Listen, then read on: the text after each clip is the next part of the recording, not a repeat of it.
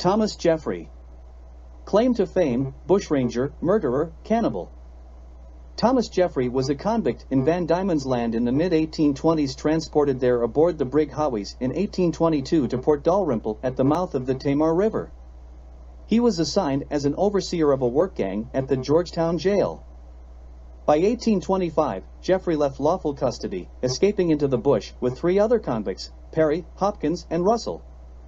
At one point, they tried to join Matthew Brady's bunch, but they were turned down. Jeffrey and his crew were subsequently responsible for 5 murders by extreme violence, including the killing of a 5-month-old infant. A member of his own gang was shot while sleeping and consumed by the other 2. Captured in 1826 and tried in Hobart, where he was convicted, then executed by hanging.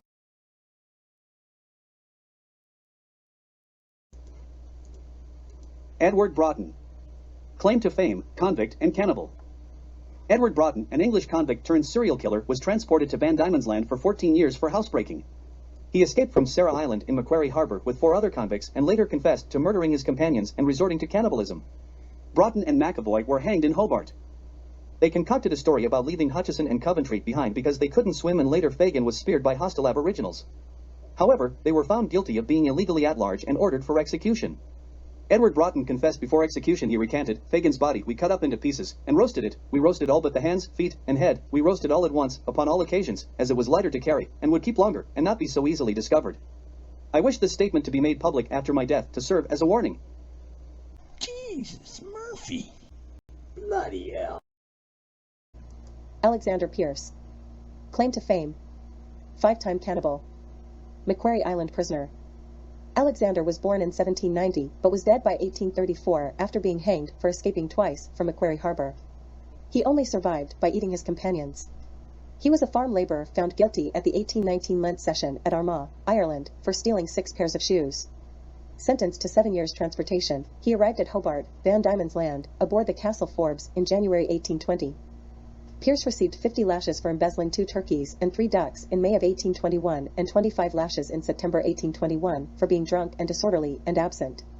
By the end of that year, he had received another 100. Other prisoners were charged with dispensing the lashes, and if they didn't perform, then they would receive the lashes themselves. In 2 separate escapes, Alexander consumed 5 of his fellow escapees. Eventually, he found it hard to find people to escape with him. He didn't ask you, did he? Jesus, Murphy.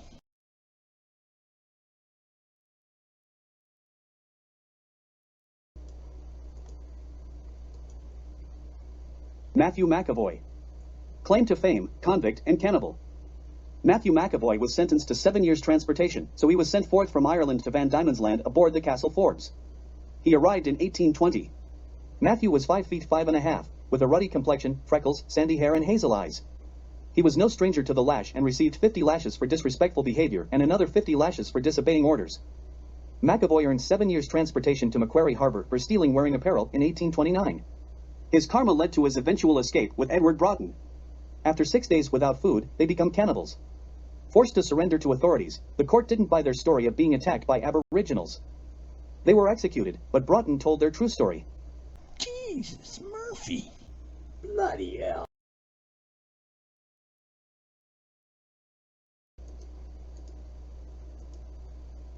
John Perry.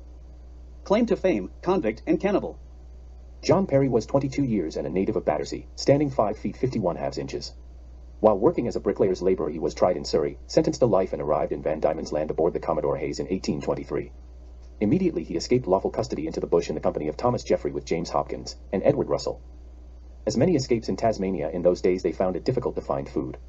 After many days without, Perry, sitting close to Russell, took a loaded pistol from his knapsack and shot Russell in the forehead.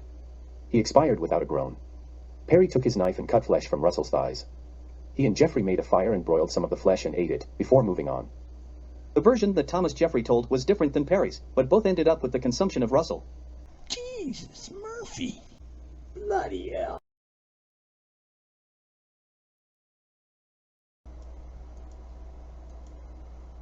Robert Greenhill.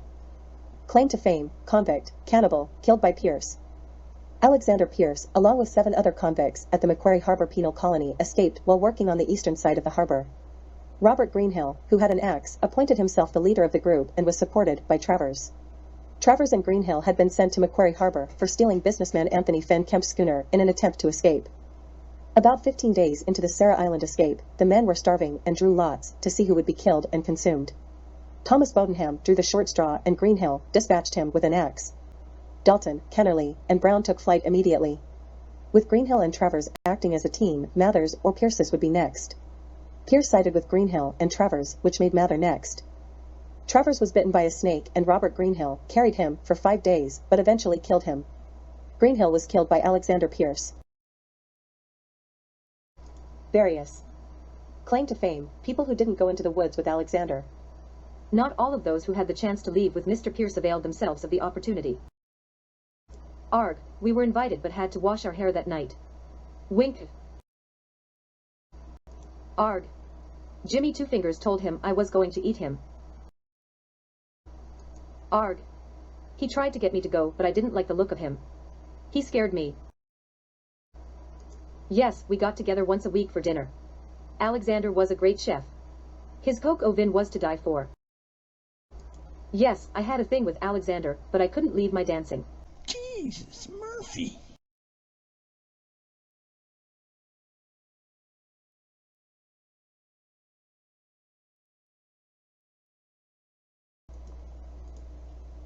Ferd Burfel.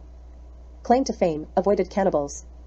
Ferd Burfel was transported to Sarah Island for running a con game in Hobart. Noobs were coming in by the boatload. If they still had their money getting off the dock, they were lucky.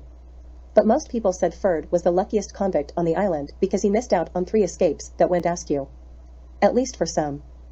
I was supposed to go with Alexander Pierce on his first escape, but fortunately I was picked for delousing duties. That day I spent hosing down prisoners instead of joining Alex. Thomas Jeffrey had me down for his second escape, but I was assigned to lashing duties. That day I spent whipping prisoners instead of joining Tom. I thought for sure the 3rd time would be a charm, but when I tried to escape with Thomas, I tripped over my own feet and was caught by the dogs. That day I spent in the doghouse. Jesus, Murphy. Bloody hell.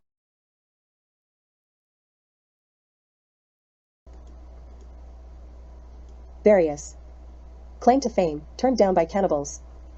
I was hoping to join Thomas Jeffrey on his first escape, but I got into a fight the week before with some guy named Whalen, and I spent a month in the infirmary.